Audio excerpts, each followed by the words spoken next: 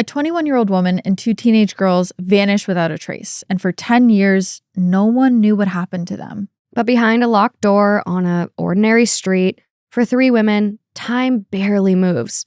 But then, in 2013, there was hope after all, as one of them is able to pull off the unimaginable.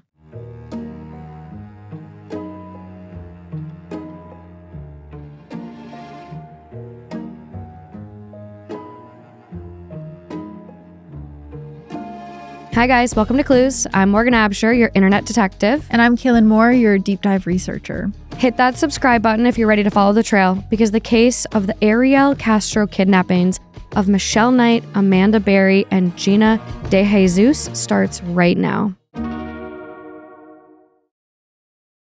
These cases rocked me. Do you remember when it happened? I remember hearing on the news that someone had escaped and it really shattered people's expectations of what missing people cases can look like. I know. I actually remember because we were talking about this earlier too. This was a big inspiration for Tina Fey when she was making Unbreakable Kimmy Schmidt. We just played the intro song for that and I was like, oh my God, it's like the 911 call remix. And you guys are like, 911 call remix? Yeah, we are going to get there. But this is a heavy one today. I cannot emphasize enough how disturbing some of the details of these cases can be. And so I will try to give a warning before that section when we really start getting into what happened. But it is a heavy one. So please just listen with care. Yeah, and if you're watching, you're going to see some pictures, videos. You're going to hear some 911 calls. Nothing too graphic, but we'll show these assets so that you have a better understanding of the case. And then if you're listening, you can find all that same stuff on our Instagram. That's @CluesPodcast. And again, just another warning. This episode does contain discussions of kidnapping, physical and sexual assault, domestic violence, reproductive coercion, child abuse, violence against pregnant women, and suicide. Again, please don't take the warning lightly and please listen with care. And with that, this case starts at around 5:45 p.m. on May 6, 2013, in the Tremont neighborhood on the west side of Cleveland, Ohio. There, a 75-year-old woman named Aurora Marty is sitting on a neighbor's front porch on Seymour Avenue, catching up with friends, when suddenly, all of a sudden, these women hear screaming and loud banging coming from across the street, 2207 Seymour Ave. When they look up, they can see that there's a woman's arm that's sticking out of a boarded up house across the street. It looks like she's stuck between an open front door and like a padlocked storm door. But she's been able to force the storm door open just enough to reach her arm out and start waving it maniacally for help. Aurora rushes over with her friend, 50-year-old Anna Tejada, and they tell the woman to kick out the screen panel at the bottom. But the door is padlocked and she's just not strong enough to do it. And that's when their neighbor, this 43-year-old guy named Charles Ramsey, jumps into action. After failing to pry the door open, Charles warns the women to get back and he kicks at this door until the bottom panels give away. Finally, this woman gets on her hands and knees and just crawls out onto the porch. And it turns out she's not the only one inside of this house. She reaches back through the door and pulls out a 6-year-old girl onto the porch with her. Now, this is shocking the neighbors for many different reasons. First, this is a Puerto Rican and Dominican neighborhood. Everyone knows their neighbors here, yet no one has seen this young white woman before. And what's even more baffling is this woman, now on the porch, is crying, saying she's been kidnapped. Charles tries to give her his cell phone to call for help, but she doesn't understand how to use the touch screen. So she runs with Anna back to her house at 2210 Seymour Ave, where there's a landline. There, she tells Anna that her name is Amanda Berry. And Anna cannot believe it. Her jaw's on the floor because she recognizes that name. Everyone in the area recognizes that name. Because Amanda Berry's been on the news for 10 years when she disappeared in 2003. Even the police thought she was dead at this point. They've been looking for a body. By 5:52 p.m., Amanda is calling 911 and Charles places his own call to 911 at that same moment. And we'll play both of those for you here. Cleveland 911 police, ambulance to fire. Yeah, hey bro, I'm at 2207 Seymour, West 25th. Hey, check this out. I just came from McDonald's, right? So I'm on my porch eating my little food, right? This broad is trying to break out the fucking house. house next door to me. So there's a bunch of people on the street right now and shit. So we like, well, what's wrong with you? What's the problem? She like, this motherfucker done kidnapped me and my daughter, and we've been in this bitch. She say her name is Linda Berry or some shit. I don't know who the fuck that is. I just moved over here, bro. Sir, You know what I mean? Sir, you have to calm down and slow down. Is she still in the street? Seymour Avenue. Is she still in the street, or where did she go? Yeah, I'm looking at her. She right now. She calling y'all. She on another phone. Is she black, white, or Hispanic? She white, but the baby look Hispanic. Okay, what is she wearing? White tank top, light blue sweatpants. Like a wife beater. Do you know the address next door that she said she was in? Yeah, 2207. I'm looking at it. Okay, I thought that was your address. So that house. No, I'm smarter than that, bro. I'm telling you where the crime was. Okay, look, sir, we can't talk at the same time. Do you want to leave your name and number? Or your name and number? Charles Ramsey, R-A-M-S-E-Y. Are the people she said that did this, do you know if they're still in the house? I don't have a fucking clue, bro. I just said I came from McDonald's. Can you ask her if she needs an ambulance? You need an ambulance? Or what? She needs everything. She's in a panic, bro. I guess she's been kidnapped, so, put yourself in her shoes. We'll send the police out. Thank you. There you go. Hello, please. Help me, I'm Amanda Berry. You need police, fire, or ambulance. I need police. Okay, and what's going on there? I've been kidnapped and I've been missing for 10 years and I'm here, I'm free now. Okay, and what's your address? 2207 Seymour Avenue. 2207 Seymour. It looks like you're calling me from 2210. Huh? Looks like you're calling me from 2210. I can't hear you. It looks like you were calling me from 2210 Seymour. Yeah, I'm across the street, I'm using the phone. Okay, stay there with those neighbors. Talk to the police when they get there. Okay. Okay, talk to the police when they get there. Okay. Hello? Yeah, talk to the police when they get there. Okay, I'm right now. I We're need going them to send now. them as soon as we get a car open. No, I need them now before we get back. All right, we're sending them, okay? Okay, I mean, like, Who's the guy who went out? his name is Ariel Castro. All right, how old is he? He's like 52. All right, and Even I'm Amanda Berry. I've been on the news for the last 10 years. okay, I got that here. I already. And you said, what was his name again? Ariel Castro. And is he white, black, or He's Hispanic? Hispanic. What's he wearing? I don't know because he's not here right now. That's When why he I got away. left, when he left, what was he wearing? Sweetheart, it's a pity. What?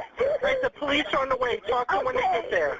Okay? I told you they're on the way. Talk to them when they get there. Okay? All right, okay. Thank you. Bye.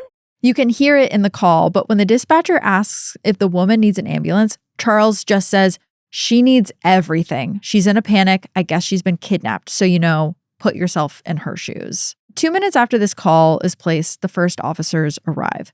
And that's when Amanda drops another bombshell on everyone.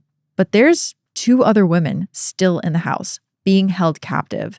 At 5:58 p.m., police find that there are 2 other women inside of this boarded up house. They quickly recognize 23-year-old Gina DeJesus, another kidnapped victim that they've spent years searching for. There's also a 32-year-old woman named Michelle Knight inside. Shortly after the discovery, TV journalists are swarming the place. They're live from Seymour Avenue everywhere. And within hours, this is a front page headline around the entire world. But here in Cleveland, especially on Seymour Ave, a few really big questions remain. 1, how were there 3 kidnapped women inside this house in plain sight for 10 years? And also, how were they just less than 4 miles from where they were taken? But let's go back just a minute because I want to talk about how each of these women ended up here. So the first victim is Michelle Knight. She was born on April 23rd, 1981. She spent her entire life on Cleveland's West Side and didn't have necessarily the easiest life. Her family struggled financially. They even lived in their car for a while, and her parents split up when she was young. She says that they both neglected her. And that is when she started being sexually abused by a family member when she was just 5 years old. At 14, Michelle ran away to end the abuse, where she became homeless. And at one point, she was sleeping inside of a garbage can. And then she met this drug dealer called Sniper, who let her live with him until he was eventually arrested. A Baptist church then took Michelle under their wing. She bonded with the people there, but eventually a family member spotted her and told her father, who came and took her home. As a minor, she really had no choice. In 1998, at 17 years old, Michelle told her mother about another horrible experience that she had, but she had been assaulted on her school's campus. It's terrifying for anyone, but Michelle is a small person. She was only 4'7". She reported it to the police, but she felt like it just wasn't taken very seriously. Eventually, she dropped out of school to avoid her attacker. And then she began dating an older boy. She became pregnant.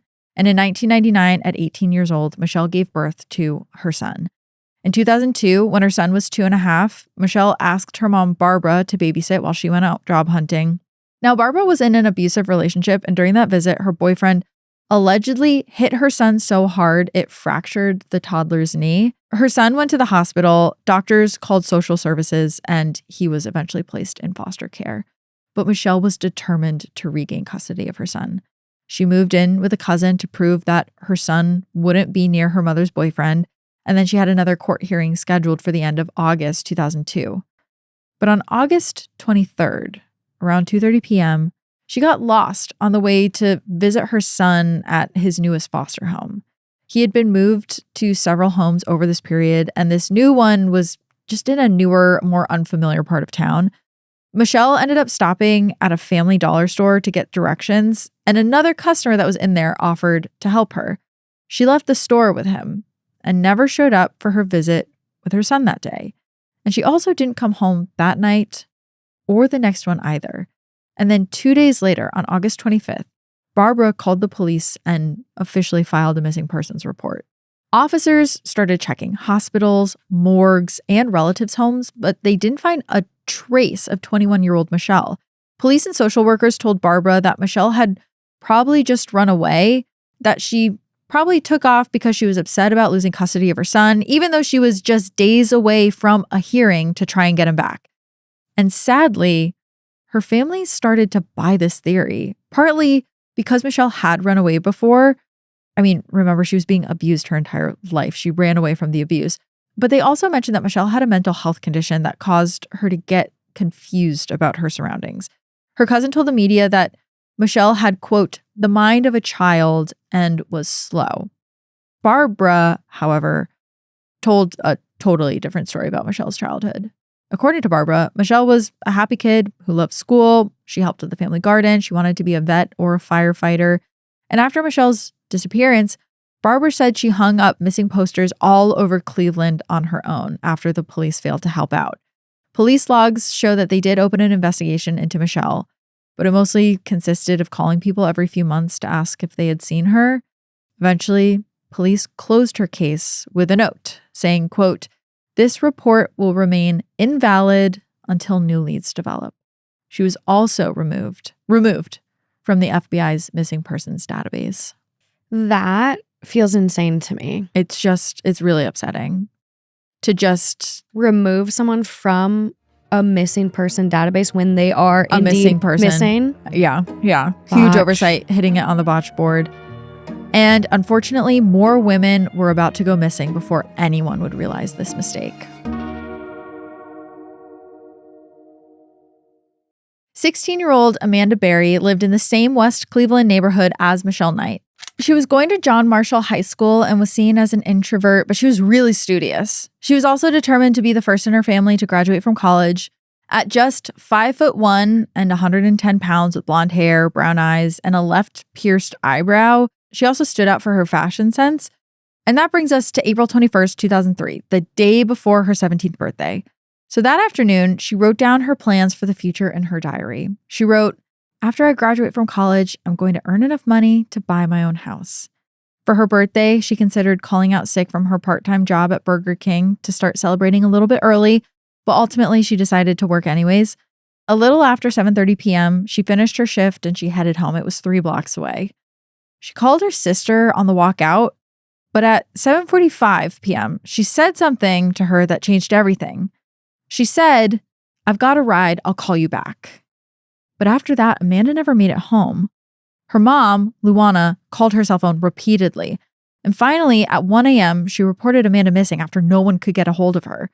Amanda never went out of touch with her family. Her cell phone charger was still at home and, she was wearing her Burger King uniform when she had left. It just didn't seem like someone who would just dip. No, she's not going out to celebrate her birthday in her work uniform. In her Burger King uniform. If Amanda had plans to go anywhere, they knew that she would have brought a change of clothes. After all, her style was this really big, important part of her identity. And yet, the police, get the botch board ready, said the same thing they said for Michelle, that she probably ran away or wandered off, which is real. It's just so upsetting. Her family knew that this definitely was not the case, No, though. she had just talked to her sister on my way home. She didn't run away. Yeah.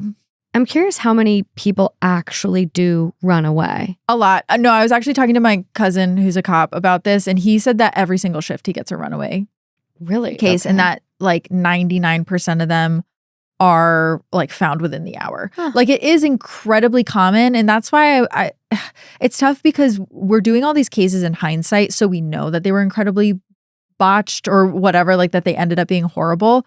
But it's also like, if you are getting that many runaway cases and most of them end up just coming back, it's like, how many resources do you want to allocate immediately? But at the same time, there's really clear signs in this that they were not running away. Like incredibly clear. She was in her Burger King uniform. Like that immediately red flag should be going off. And then I'll say too, like, I know we have officers that watch this show. So like if you have can provide insight to like on your shifts, how many people are running away. I do know that where my cousin works, it is quite a few. That's insane. Yeah. Now, the only lead they had was that Amanda had gotten into someone's car, but she hadn't told her sister who was giving her a ride. This was before residential security cameras were common, so there wasn't any way to identify the vehicle or the driver. But Luana believed that Amanda must have known the driver. She wouldn't just have gotten into a car with a stranger. Soon after Amanda's disappearance, her picture aired on the local news. Then, about a week later, Luana's phone rang, bringing us to our first clue, a mysterious phone call. The caller sounded male. Luana estimated he was between 18 and 30 years old based on his voice, and he told her this, quote, "I have Amanda, she's fine, and will be coming home in a couple of days," end quote. Luana thought it was a hoax because when she asked to speak with Amanda, the caller just hung up. Still, she reported it to the police, who didn't take it seriously until the FBI called a couple of days later and told her that they actually had traced this prank call. And it turns out it was not a hoax. The call was made from Amanda's very own cell phone. And luckily, after this call, Amanda's case started being treated more seriously. The Cleveland police and the FBI assigned real resources to it because, like, obviously something is going on now. They tried to locate where this call was placed from, but they could only narrow it down to 2 cell phone towers. Between the two of them, they covered a 30 to 40 block radius on Cleveland's west side. At the time, location tracking was not what it is today. No. So that's really the whole radius that they got. It's this like massive amount of land. Still, the FBI agents staked out that area for weeks, hoping that the phone would be used again. But unfortunately, it just never was. The next month, police followed up on a tip that Amanda had gotten into a white car with 3 large men. Nothing came of it. Also, nothing came of the phone and email tips that were coming in. Meanwhile, Luana kept up her own efforts. She started making posters. She was writing to America's Most Wanted, talking to any reporters who would listen to her. In September of 2003, that's 5 months after Amanda disappeared, Luana and 3 victim support organizations hosted a prayer vigil at the Burger King where she worked. In October, she organized a rally at Cleveland City Hall that drew about 40 people with posters. That same month, someone called the police claiming to have seen Amanda on Revere Avenue.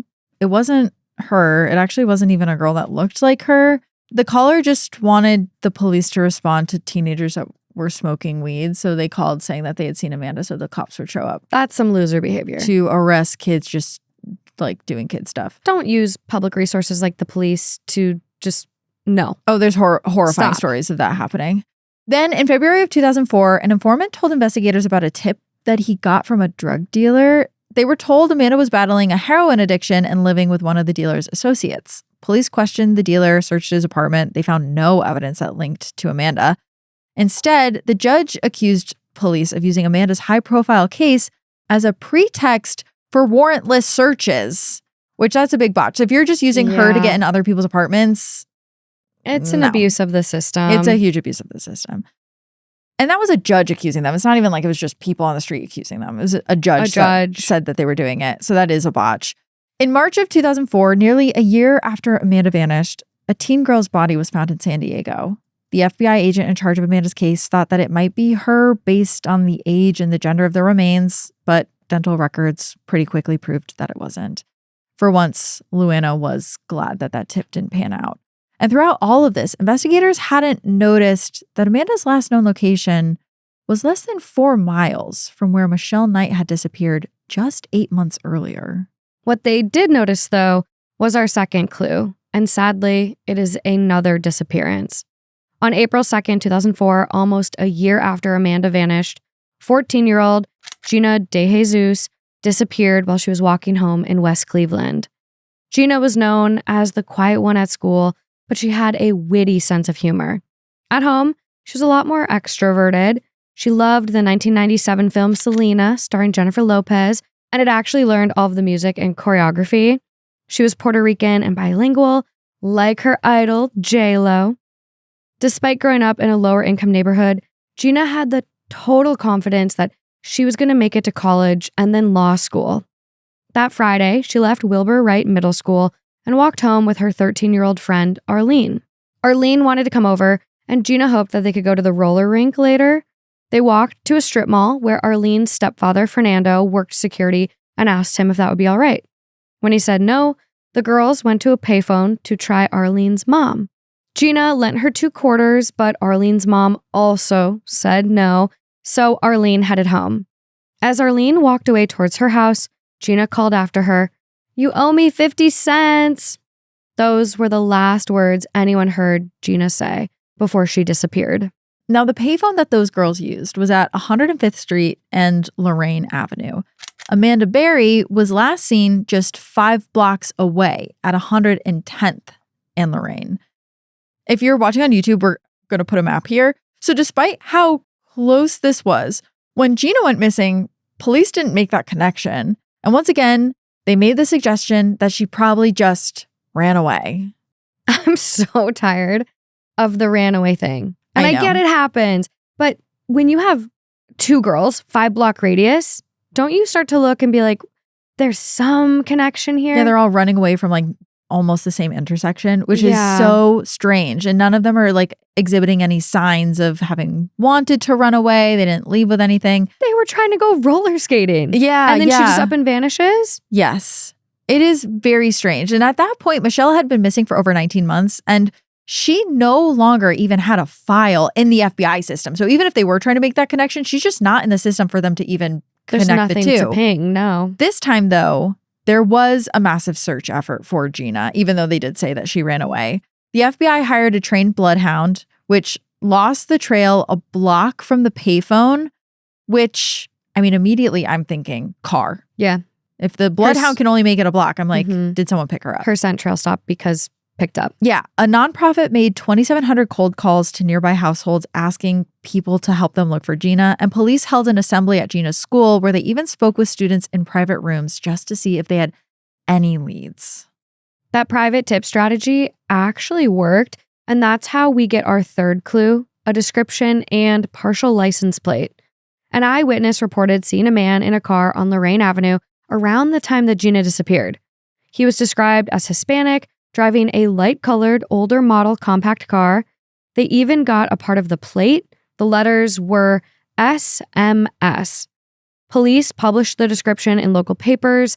They canvassed a 50-block area on foot, but they didn't seem to find anything concrete. So they quickly moved on. One lead they did pursue, though, was Arlene's stepfather, Fernando Kaelyn. Since that tipster saw Gina talking to an adult man and Fernando was the last adult known to have seen her, police brought him in for questioning. They also searched the patrol car that he used at his security job, and then the FBI gave him a polygraph. He assumed he passed because they left him alone after that. But 3 months after Gina's disappearance, police returned to Fernando's door, and this time it was to arrest him for allegedly molesting 2 of his stepdaughters. 13-year-old Arlene and 16-year-old Emily. Fernando said that he was innocent but he did have a theory about what was really going on. So his wife, Grimilda Figueroa, Arlene and Emily's biological mother, had previously had a common law marriage to a West Cleveland man named Ariel Castro. Ariel was also the father of all 4 of Grimilda's children. According to Fernando, Ariel had recently re-entered the girls' lives after years of minimal contact, showering them with attention and expensive gifts, and had now taken them to the station to file a report against Fernando. Fernando and Grimilda believed Ariel had manipulated the girls into doing this. Fernando told the police that there was a lot of ugly history between them and Ariel, that Ariel had been extremely abusive to Grimilda during their time together. Fernando said that he'd helped her escape that relationship, and she and her 4 children then moved in with him, and she later married him. According to Fernando, Ariel cornered him after that and said, quote, "One day I'm going to get back at you and I'm going to ruin your life." Talk about a threat. Yeah, so he knows that he was like going to do something one day. So it's easy to connect these dots for him because he's like, 1, didn't do this. 2, this guy said he's going to ruin my life. Yes. 3, here he is trying to do it. And now my stepdaughters are like saying this against me. Yeah. So Fernando pretty much immediately figured that this was Ariel's way of finally making good on that promise. But Fernando also had this even darker theory, one that connected Ariel to the kidnapping of those 3 girls. After being interviewed as a suspect in the kidnappings, Fernando says he pieced together our 4th clue, which is a connection between the victims and Ariel. You see, it turns out Ariel actually knew Gina DeJesus the same way Fernando did, through her friendship with Arlene. But Ariel also knew Amanda Berry because Amanda was actually friends with his older daughter, Emily. So Fernando's like, this is obviously my kid's real dad. It's their bio dad. And he knows both of these girls that are missing. Missing from 5 blocks away from each other. Mm-hmm. Fernando says he told the FBI agents that they should look into Ariel. But the FBI denied this conversation ever happened. Their records showed no mention of Ariel Castro in any of Fernando's interviews. Either way, the FBI apparently never interviewed Ariel as a suspect in the kidnappings, despite a connection to obviously both these missing girls. But you know what did move forward? The abuse allegations against Fernando. His case went to a bench trial in 2005. Arlene and Emily testified against him. Grimilda and her son Anthony testified in Fernando's defense. According to Grimilda, in the lead up to that trial, Ariel offered to buy her a brand new car if she went along with the accusations against Fernando. After she told him no, she said that he threatened to kill her and her kids if the girls didn't testify against Fernando. And we have more than just her sworn word. Grimilda did file a formal domestic violence complaint on August 29th, 2005, which is about 17 months after Gina disappeared. Her report stated that during their marriage, Ariel broke her nose and ribs, dislocated both shoulders, and hit her head so hard that she actually developed a blood clot, which later led to an inoperable tumor in her brain. Since the divorce, he threatened to kill her 3 to 4 times just that year, including just 4 days before she filed that report. Grimilda was granted a temporary restraining order that was set to become permanent. But her lawyer didn't show up to the hearing to finalize it. Botch on the lawyer. So the order was dissolved. How does that happen where if your lawyer decides to not show up for work, they just can dissolve that? I don't know why, if this is in front of a judge, why they couldn't reschedule. Like, I get the judge is probably pissed, like, oh, you're wasting my time, but that's not on her. That's on the lawyer. Well, I just think, unfortunately, this is what happens with a lot of DV cases is they're like, not worth it. It's just horrible. Fernando was acquitted of most charges, but convicted of 4 counts of gross sexual imposition, which is an Ohio sex offense involving unwanted sexual contact without intercourse. He was sentenced to 3 years of probation and mandatory sex offender registration. After that, he couldn't find any work. Grimilda ended up leaving him and moved to Fort Wayne, Indiana. And Ariel who knew both Amanda and Gina through his daughters, was still not investigated in any connection with these kidnappings. So by this point, Amanda's mom, Luana, was totally desperate. She went on the Montel Williams show to speak to a self-proclaimed psychic named Sylvia Brown, who told her, quote, "She's not alive, honey. Your daughter's not the kind who wouldn't call." And after Luana hears this from a psychic on TV, she believes it. She went home, grief-stricken. She cleaned out Amanda's bedroom. She took down her posters and gave away her computer. And after that, she never really recovered. Her health declined really rapidly. From late 2005 to early 2006, she was hospitalized repeatedly for multiple illnesses. And in March of 2006, Luana died at just 43 years old, still believing that Amanda was dead. And the police also shared that view. They were now mostly looking for Amanda's body. They weren't really looking for a living victim. 6 months later, in September of 2006, police received a tip that Gina's remains were buried under a driveway in Cleveland. They arrested the owner and a registered sex offender. They tore up the driveway and the garage floor. They even brought in cadaver dogs. But nothing. They didn't find anything, and both men were released. After that, both girls' cases went quiet for about 3 years, though Cleveland police and the FBI continued to respond to tips. And then, in April of 2009, the FBI announced that they believed Gina, Amanda, and another missing teenager named Ashley Summers may all have been kidnapped by the same man. And they said this hoping that the news would generate more leads. But none of those leads led to any new evidence. In 2012, 9 years after Amanda's disappearance, Ohio inmate Robert Walford, who was incarcerated since 2007 for killing a homeless man, wrote to the Cuyahoga County Prosecutor's Office. He confessed to Amanda's murder and he offered to show them where she was buried. He passed a polygraph test, so police spent 2 days and $150,000 digging up a vacant lot in Cleveland, bringing Robert from prison twice to pinpoint the location. Nothing was found. Journalists later learned that he had been assaulted in prison and hoped that a false confession would just get him transferred. Which goes back to, we talk about this all the time on the show, polygraphs shouldn't just be this like heavyweight piece of evidence, because he passed, but it turns out clearly he was lying and wasn't telling the truth. They spent $150,000. Like, that is wow. I know, like resources that could go to something else. In January of 2013, he was convicted of obstruction of justice and he got 4.5 more years added to his sentence, plus a $10,000 fine.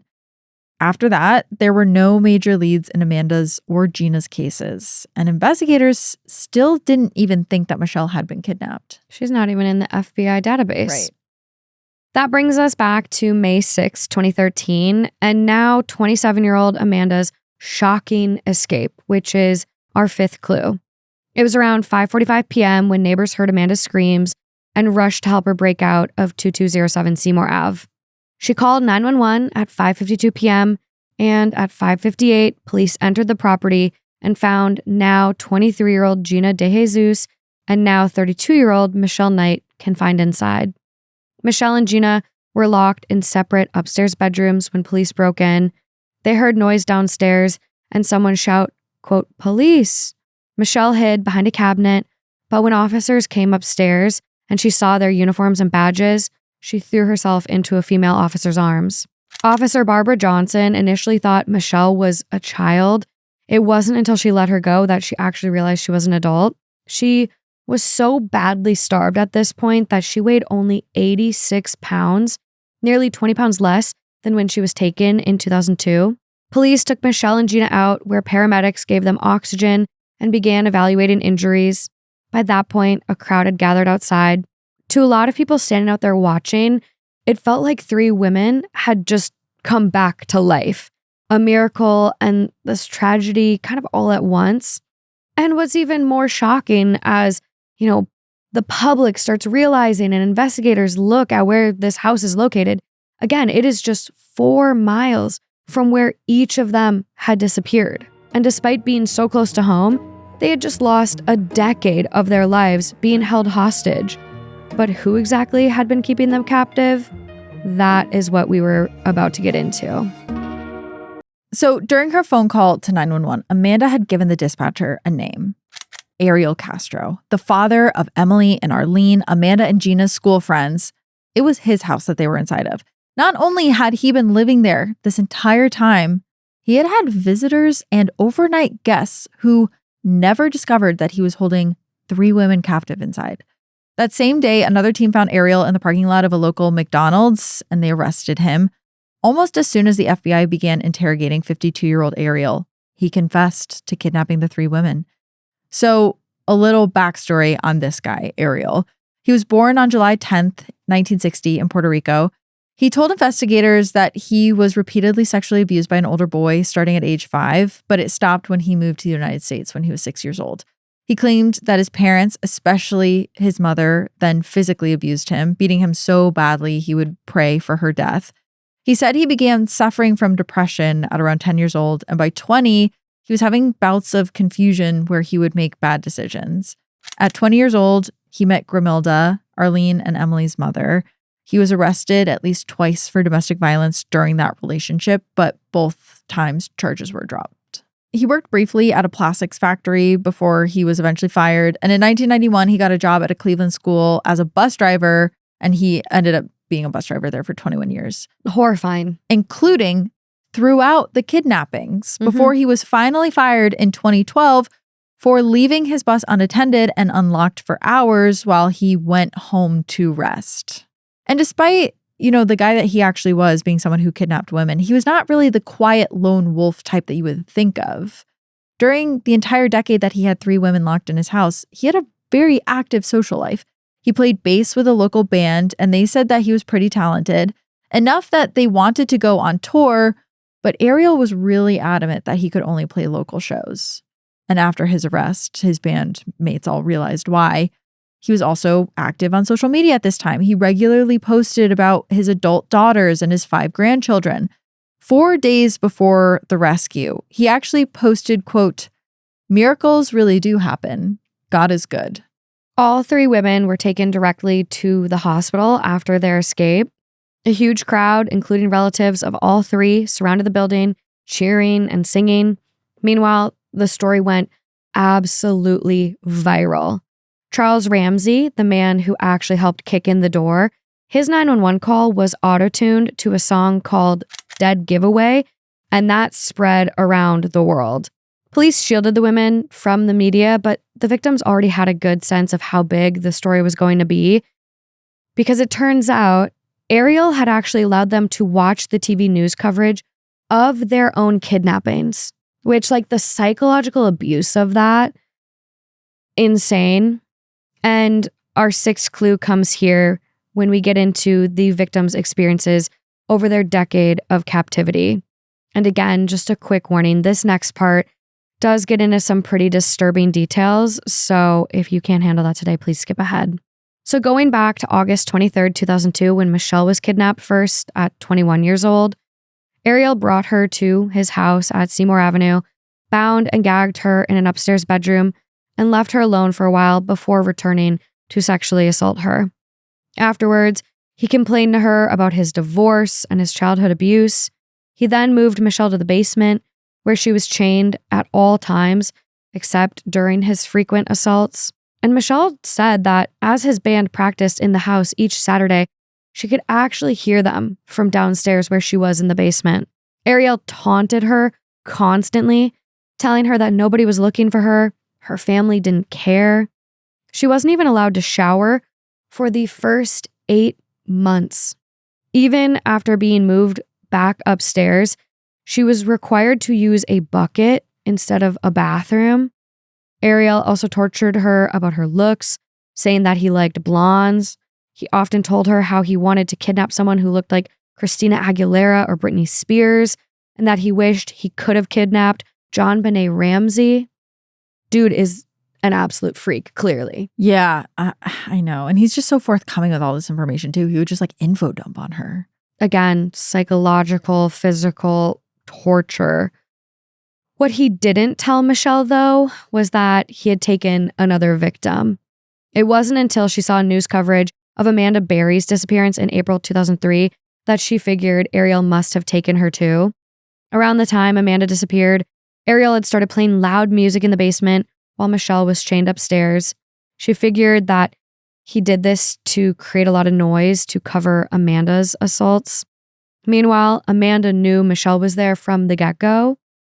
The day she arrived, Ariel actually took Amanda to the upstairs bedroom and showed her Michelle, who was sleeping. Amanda was put in a separate upstairs bedroom eventually and chained to a radiator.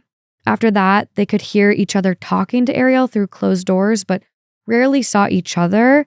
And this was kind of a tactic that Ariel used because he really wanted to pit the women against each other. When he assaulted Michelle, he would actually tell her it was because Amanda had rejected him. He wanted Michelle to blame Amanda. He also made Michelle watch news stories about Amanda's family, who was actively searching for her while Michelle's wasn't. He would use food as a weapon, sometimes withholding it for days. Amanda actually described a good day as getting some warm French fries, a bad day as getting cold fries, and the worst was getting nothing. Michelle rebelled in small ways. She refused to call Ariel by his name, only ever calling him, quote, dude. But Amanda's rebellion looked a little different. She begged for a diary, and when Ariel brought one home, she developed a code to record how many times she was assaulted each day. Most of the time, both women had to disassociate just to survive. Amanda described it like this, quote, you put your mind somewhere else so that you're not there. You know, you're not in that room with him, end quote. When Gina was kidnapped in 2004, Ariel repeated the same process, chaining her downstairs, assaulting her, and then moving her to an upstairs third bedroom. Ariel showed favoritism to the newest victim and again would drive wedges between the women. He forced them to do household chores while deliberately withholding supplies. He would order dishes to be washed but only give them a single drop of soap. Ariel eventually moved Gina into Michelle's bedroom while Amanda got her own. Again, another jealousy strategy. But because of that, Michelle and Gina grew really close. Michelle said that it was actually thanks to Gina that she stayed alive long enough to be rescued. All of this is so heartbreaking, but this next part is very, very, very triggering for those that might have struggled with miscarriage or pregnancy loss. During her years in captivity, Michelle became pregnant 5 times. Each time, Ariel beat and starved her to ensure that she wouldn't carry to term. She would comfort herself during these times by thinking about her son, hoping he was growing up somewhere safe. After the last induced loss, she was unable to get pregnant again. Ariel had beaten her so severely that she actually could no longer conceive. But in April 2006, Amanda realized that she was pregnant. Ariel didn't force a miscarriage this time. Michelle said that she was told to just help deliver the baby. The girl was born on Christmas Day, 2006. As she grew, she was allowed more freedom than the adults, moving between rooms, interacting with everyone. The women were actually forced to tell this little girl that their chains were bracelets. She almost never saw the women without them and was never told that they were imprisoned even. And Amanda was actually able to teach her to read and write. She would hold school lessons, no formal lesson plans, no supplies. Yeah, I listened to an interview where she was talking about this. She would take her on their commute to school, and then she had set up a room to look like a little school room. And what she would say, she would stand at the door and say bye, have a good day at school. And then she'd run to the front and start pretending to be the teacher. So it was she was trying to make it as normal as possible for this little girl. Mm-hmm. And over time, Ariel actually started taking her outside and telling people that she was his granddaughter. Charles Ramsey, again, the one who helped save them, actually recalled seeing Ariel walking around the neighborhood with her. By 2013, Amanda's daughter was 6 and had actually started begging Ariel to stop locking all of the doors. At that point, it was clear he was kind of losing his grip. I mean, he had been fired from his bus driver job and was having trouble affording even the tiny amount of food that he gave all of the women. On May 6th, he told the FBI he gave in to the little girl's pleading and left Amanda unchained and her door unlocked while he went to McDonald's. And that is all it took. But isn't that wild that it was the only time that happened in 10 years? The one time she wasn't chained. Yeah, in 10 years. In 10 years. That day, Amanda escaped, bringing the other 3 with her. She was saved by her own courage and her daughter's bravery, tenacity, strength, everything. I mean, it's just incredible. So after they were rescued, Ariel was indicted on a massive 977 charges. Not enough. Not enough. Not enough. All 3 women told prosecutors that they preferred a plea bargain over a trial because, you know, during a trial, you have to relive all of your experiences in court, and they just didn't want to do that, understandably so. Yeah, testifying on the stand to all of that. Amanda Horrible. specifically said she didn't want a capital trial because it would mean participating in killing her daughter's father. Like, even in all of this, she's just thinking about her daughter, and she just doesn't want to go forward with that. But one person who actually did want the death penalty was Ariel's daughter, Arlene, Gina's friend. She went on Good Morning America to apologize to the survivors and told the Mail Online that her father deserved to be executed. Another of Ariel's children called him a demonic criminal and said that he was dead to her. Grimilda herself had passed away the previous year at 48 years old after a long battle with that inoperable brain tumor we talked about, the one that she believed was caused by Ariel's abuse. Prosecutors respected the survivors' wishes and offered Ariel a deal taking the death penalty off the table. On July 26, 2013, he pled guilty to 937 of the 977 counts in exchange for a sentence of life in prison plus 1,000 years. His formal sentencing hearing on August 1st turned into a rambling speech, the worst thing I've ever heard in my entire life. I couldn't even watch it. It's horrible. He gets up there, first of all, talks about himself the whole time. He does say he's like sorry to the victims, but that's at the very end. He gets up there and he's like, I'm not a monster. He keeps saying that. I'm not a monster. No, you are. And he keeps bringing up that he's really good at bass. Like, as that's part of it. He's like, I got my music. I'm a really good musician. Like, I'm not a monster. Could someone who's a monster be that good at bass? Like, he literally says something like that. Then he starts talking about like, you know, I was abused as a child. I have porn addiction. It's the porn that made me do this. Like, he uses the phrase harmony in the house a lot. He's like, I never tortured anyone. I think the direct quote is something like, I never tortured anyone. I just kept them there so they couldn't leave. And I never even abused them. They would ask me for sex. There was a lot of harmony in that house. And I know Amanda and Gina feel that way too, right, girls? There was a lot of harmony in that house. And then it pans to Amanda and she just looks completely dead inside. Someone gelled him. Like, I could not believe what I was hearing. And he put a lot of blame on the survivors too, because after Amanda was rescued, there were pictures of her taken. She either went out, I think she went to karaoke. I'm going to have to fact check that, but she went to karaoke and someone got a photo of her. And he literally tells the judge at the sentencing, I didn't torture them. Look at Amanda. Would someone who was tortured for 10 years be able to go out and have fun? No, she would be sitting and crying. And as if there's no way that they could have ever enjoyed their lives for a single second after what he had done. And so he was like, that's proof enough. Like there's a picture of her smiling. Like, would she smile if I had tortured her? I have no words. Like, what a sick, twisted. The sickest man. What? They never had a psychologist actually talk to him and diagnose him, but someone did. It was like on behalf of the New York Times. They watched his speech and they did say that it was like pretty typical of like narcissists or like sociopathic narcissists, whatever. And it also like there's so many people that go through horrible abuse. And like that, if that's true, what he said, like that is really sad. But there's so many people that go through horrific, horrendous things in their life and they don't do this to other people. Yeah. Like you, sir. Yeah. Harmony in the house. Harmony in the house. I don't know how anyone didn't rush and like kick his ass. I think they already knew that he was just going to go to jail for the rest of his life. So, but it's horrible to watch. And even his defense attorneys are watching it like this.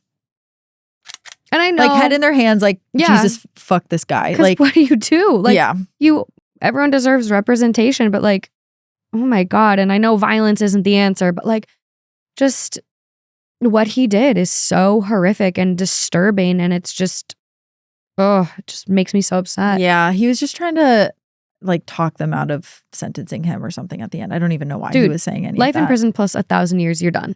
Yeah, and Michelle chose to confront Ariel in court herself, and she said, quote, "I spent 11 years in hell, and now your hell is just beginning. I will overcome all this that happened, but you will face hell for eternity." And she hugged Amanda's sister and Gina's cousin as she left the stand. So even after the sentencing, the city of Cleveland was very outraged by all of this. Why did the women have to rescue themselves after 10 years of investigation? Well, that's when the local news outlets investigated and found a really disturbing series of missed clues. And we're going to hit this botch board pretty hard. So in January of 2004, between Amanda and Gina's kidnappings, police actually visited Ariel's house after he was reported for failing to drop a special education student off at school. What? So, Morgan, he started his bus route with 2 students. He dropped one of them at school, and then he allegedly told the remaining boy, a special education student, to, quote, "lay down, bitch," before he parked and went to a Wendy's so he could get a burger. He then drove around with this student for a couple more hours before he finally dropped him off. After that happened, officers went to Castro's house where 2 women were being held captive, but they found that no one was home. And they later interviewed Ariel elsewhere. They decided that even though he told a special education student, "lay down, bitch," he had no criminal intent, and they just closed the case. And he got his job back. Oh, He got his part. job back that part. after a 60-day suspension. You should not be anywhere around children. If that is how you are going to treat a child, let alone a vulnerable child. You do not get to not bring them to school when that's your job. Also, how come one of them ended up at school and the other one didn't? Like, what are you doing? It's like, For hours. how do you not get charged with kidnapping for that? He should have been. It should have been game over right there. And the fact that the cops are like, no criminal record. What do you mean no criminal record? What was his intention? What did he do? No criminal intent. That's what they said. Like, I guess he just wanted a burger and was feeling mad about it. Like, it's Then just bring the so kid to strange. fucking school. Horrible. So then later in 2004, Ariel's daughter, Angie, received a strange answering machine message, and it sounded like a butt dial. But this message was a woman screaming, quote, "get away from me." So Angie went and reported this to police, and they traced that call, and they found that the phone's owner was safe. But Gina's mother later believed that the police made a mistake in tracing it, and that the call had actually come from inside of Ariel's house. I wonder what the documentation on that is. Like, did they actually trace it? Right. Did they really find the person and they were safe? Or like, we hear all the time that sometimes tips come in and it's just like, whatever. Yeah, I'm very curious how that... Was it the right phone that they got? So over the years, multiple neighbors said that they contacted police about strange things happening at Ariel's Seymour address. There was a naked woman in the backyard. There were women on dog leashes that they called the police about. Ariel was buying an unusual amount of food for a single person. They heard screams coming from the basement, and they saw a little girl in an upstairs window. But Cleveland police said that they never received any of these reports. How are this many people coming forward and saying that they said something though? And then, you know what I mean? Oh yeah, I know. It's so tough because they are obviously pouring resources into this case. Like, they're spending $150,000 to dig up a driveway. A driveway. Yeah. Like, they are spending resources on this case, but then there's all these people after the fact. I want to believe people are good and that they actually were making these calls and they weren't saying after the fact, like in hindsight. I bet they did. I called about the girl in the window. I just don't know what would have happened to those reports and why they weren't investigated. I know. And I mean, we saw it on our episode with Anne Marie Fahey. Like, we had so many normal heroes on that. And like, here seemingly are normal heroes trying to come forward and be like, hey, I saw women on dog leashes.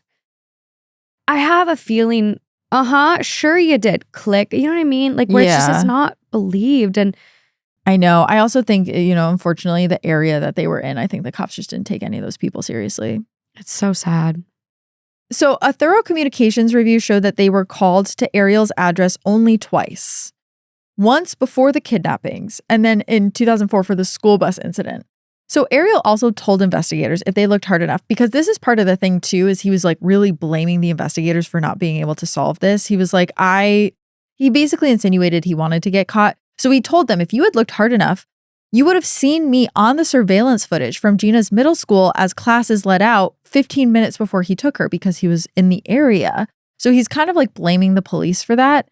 He was convinced that if the FBI had reviewed that footage, they would have immediately spotted him and solved the case.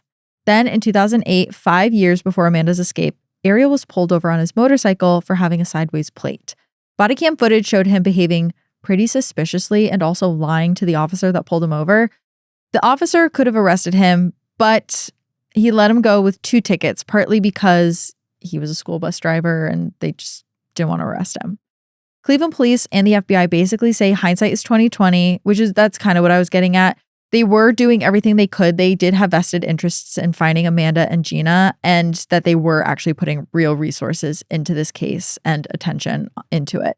But a lot of people in the community still see this entire case as one big, massive botch.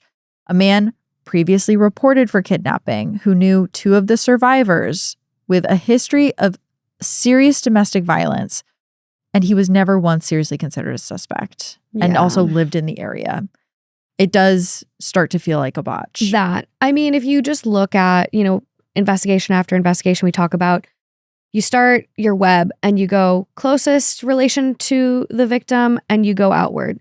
And it is so kind of baffling how you have these 2 girls that go missing and the common connection is him. And he's never looked at. And he lives in the area and he's like, he already has domestic violence on it. Yeah, it is. Like, how? It is how was he never brought in for an interview? And seemingly by his own admission, hey guys, if you would have got me in here, I would have admitted it right away. Yeah. And I'm all over the CCTV at the school. You could have just got me. It's so it is crazy. Frustrating in hindsight. Crazy. So Ariel's life plus 1,000 years ended up meaning a lot less time than anyone could have expected. And that's because on September 3rd, 2013, 1 month after his sentencing, Ariel Castro took his own life. His note that he left behind read in part, quote, "If you confess, you will be saved, and Christ is my savior and yours." He was not on suicide watch at the time, but he was in protective custody when this happened. So a little context too, suicide watch involves far more restrictions, including more frequent checks, no access to anything that could be used for self-harm. They'll take your shoelaces and stuff. Protective custody, which is what he was under, keeps inmates safe from other prisoners, but not from themselves. So Ariel was being checked every 30 minutes. A later independent review found the prison was not negligent. However, Ariel had complained of mistreatment by guards and had wrote in his journal about considering suicide. In the end, Ariel showed none of the strength that his survivors had demonstrated. He was not willing to take any sort of accountability. And the second there was going to be punishment, he just took matters into his own hand and decided that he didn't want to deal with any of the punishment and that he was saved. He wrote a little note saying that he was saved by Christ and he was all good and he could just go. No, you're down under. They had survived 9 to 11 years in conditions worse than any prison in the entire world. And he lasted 1 month in a private cell with 3 meals a day and healthcare. As for the survivors, they kept healing. Gina finally had the quinceañera that she missed because she was kidnapped before she had turned 15. And in 2015, Amanda and Gina both received honorary diplomas from John Marshall High School. Michelle's son was adopted after her kidnapping, and though the adoptive family sent pictures, they felt that it would be too traumatic for him to learn what had happened to his birth mother. And unfortunately, it does seem like she's still waiting for him to reach out when he's ready. As for Amanda's daughter, she'll be about 19 as of this recording, a little older than Amanda was when she was kidnapped. And sources do say that she and Amanda are very close. And she wants to go to school to study cosmetology.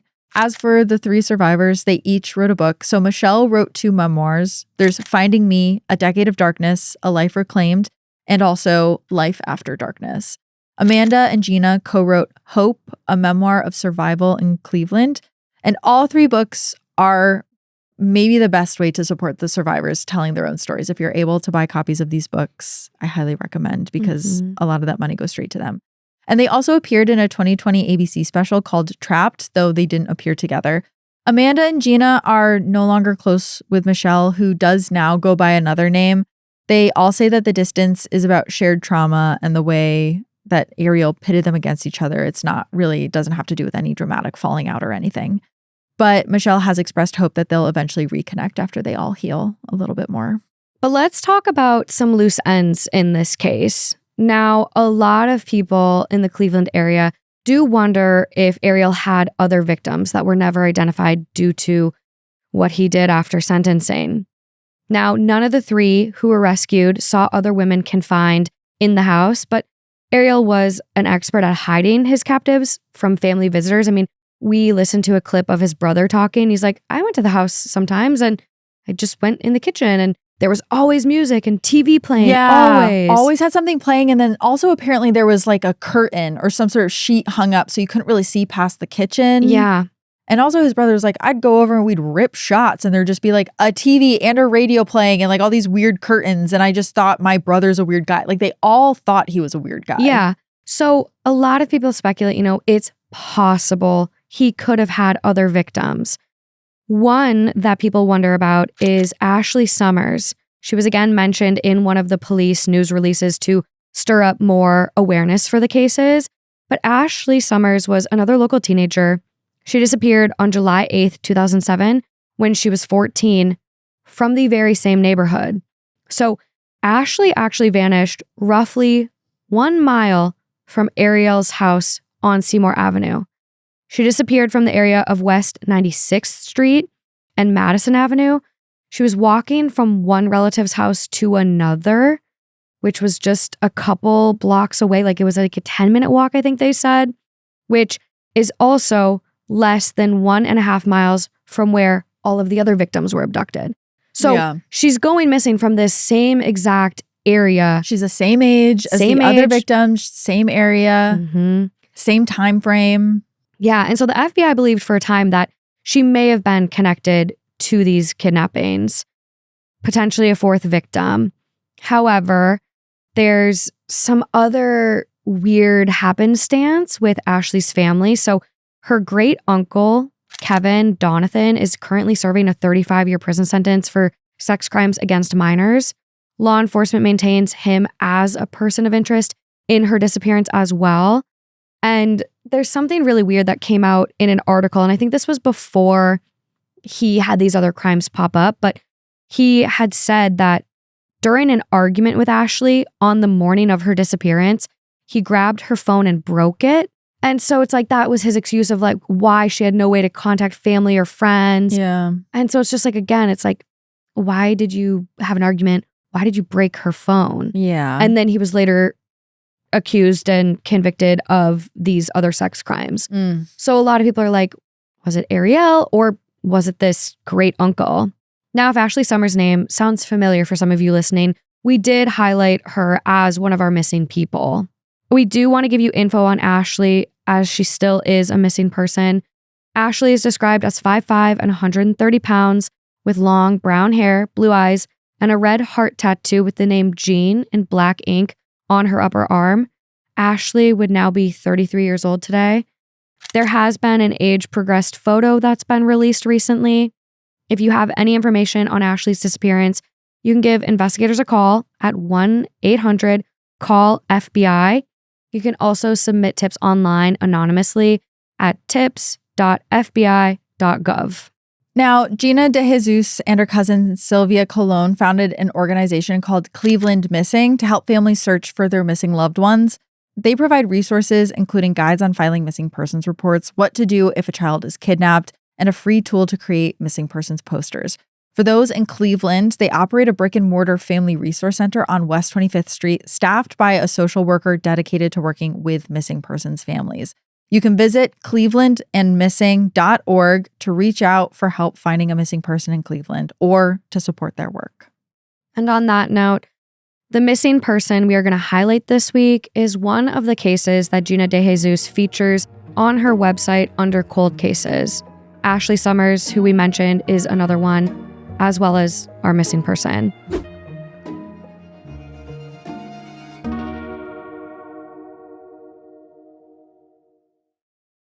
The missing person we're going to highlight this week is Keyshawn Williams, who is actually Ohio's longest Amber Alert. On June 17th, 2023, Keyshawn was supposedly kicked out of a party on Fleet Avenue in Cleveland's Slavic Village. Keyshawn's mother said he had called that night to let her know that he was on his way home, but he never arrived. Witnesses later told police they had spotted him in a vehicle, tied up and beaten, setting off an Amber Alert. At the time he disappeared, Keyshawn was described as 5'7" tall and 130 pounds, with black braids and brown eyes. He was last seen in the area of Gertrude and Fleet Avenues, wearing black jogging pants and a t-shirt. He would be 18 years old at the time of this recording. There is a $27,500 reward for information in regards to Keyshawn. Anyone with information can call Cleveland Police at 216-623-5400 or contact the Northern Ohio Violent Fugitive Task Force at 1-866-4-WANTED. Tips can also be submitted online at usmarshals.gov. Tipsters can remain anonymous.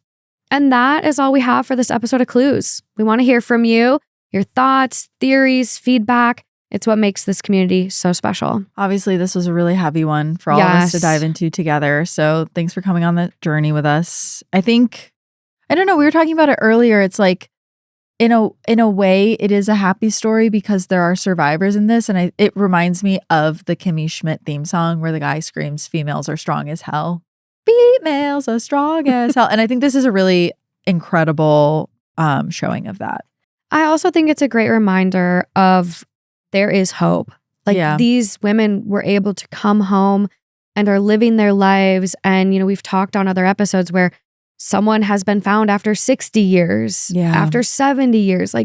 There is hope. And it's why getting the news out there about people that are missing, it's so important. And so please share the assets we make on your stories. You never know who could be sparked, have an idea spark. Oh, I did remember something. I saw that person. And it happens. So be sure you're getting the word out. And if you have any missing cases we should highlight, please put them in the comments. Yes, that's usually where we get our missing persons cases from, is you guys. So at Crime House, we value your support. You can share your thoughts on social media and remember to rate, review, and subscribe to Clues to help others discover the show. And don't forget, for early ad-free access, subscribe to Crime House Plus at crimehouseplus.com, or if you listen on Apple Podcasts, tap try free at the top of the Clues page. Thanks, guys. Bye. Every week, we dive into the pieces, both hidden and obvious, behind some of the biggest true crime cases. Subscribe to Clues Pod with Morgan Absher and Kaelyn Moore on YouTube. And remember, every clue counts.